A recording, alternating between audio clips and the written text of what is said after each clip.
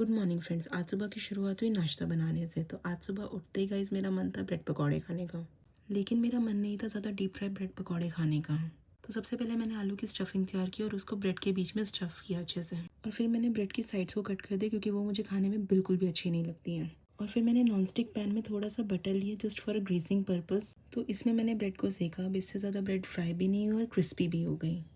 लेकिन ऐसा कैसे हो सकता है कि जो मेरा मन हो खाने का वो नीरज भी इजीली खा लें। तो नीरज का मन था मक्की की रोटी खाने का मूली गाजर की स्टफिंग के साथ। लेकिन अब मक्की की रोटी मुझे तो बनानी नहीं आती, तो इसीलिए मम्मी ने नीरज के लिए मक्की की रोटी बनाई। लेकिन बाकी सब ने नाश्ते में मेरे बनाए हुए ब्रेड पकौड़े ही खाए। तो गाइस आज पापा और वरुण भैया की थी छुट्टी, तो वो लोग भी थे घर पे। तो उनके नाश्ता करने के बाद अब बारी थी मेरे और नीरज के नाश्ता करने की। और ये देखो, हमने वरुण भैया को बोला था हमारी वीडियो बनाने के लिए, लेकिन वरुण भैया ने फोकस डाल डाल के सिर्फ यही दिखाया वीडियो में कि हम दोनों ने ही नाश्ता किया और बाकी किसी ने नहीं किया। तो गाइस आप ऐसा बिलीव मत कर लेना कि मैंने किसी को भी कुछ नहीं दिया खाने में और सब कुछ खुद ही खा लिया। नाश्ता करने के बाद अब आज छुट्टी का दिन था, तो इसलिए मैंने ट्यूशन क्लास भी जल्दी ही ले ली, ताकि अगर बाई चांस शाम को हमारा कहीं घूमने का प्लान हो तो मैं ईजिली जा सकूँ बिना टेंशन के। तो गाइस रेगुलर डेज में तो हमारे सब काम टाइम पर हो जाते हैं, जैसे सुबह नाश्ता करना या साफ़ सफाई करना। लेकिन छुट्टी वाले दिन वही काम हमारे इतने लेट होते हैं कि हमें खुद नहीं समझ आता कि छुट्टी वाला दिन कब आया और कब गया। अभी नाश्ता करके और ट्यूशन पढ़ाकर मैं फ्री ही हुई थी, इतनी देर में दोपहर भी हो गई और दोपहर के खाने का टाइम भी हो गया।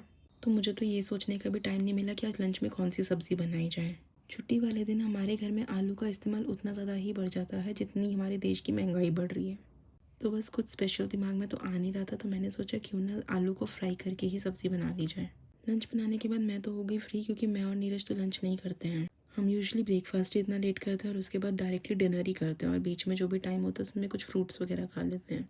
तो सिर्फ मम्मी पापा ने लंच किया और लंच करने के बाद सबने थोड़ी देर रेस्ट की।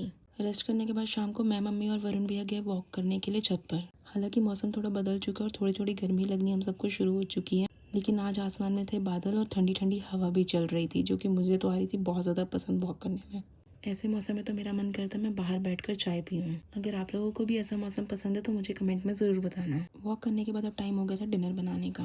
तो आज लंच में जो मैंने सब्ज़ी बनाई थी आलू की, वही आज हमें डिनर में भी खाने वाले थे। तो इसीलिए मुझे ज़्यादा मेहनत नहीं करनी पड़ी, क्योंकि सब्ज़ी बनी हुई थी और आटा गूंदा हुआ था, तो सिर्फ रोटी ही बनानी थी।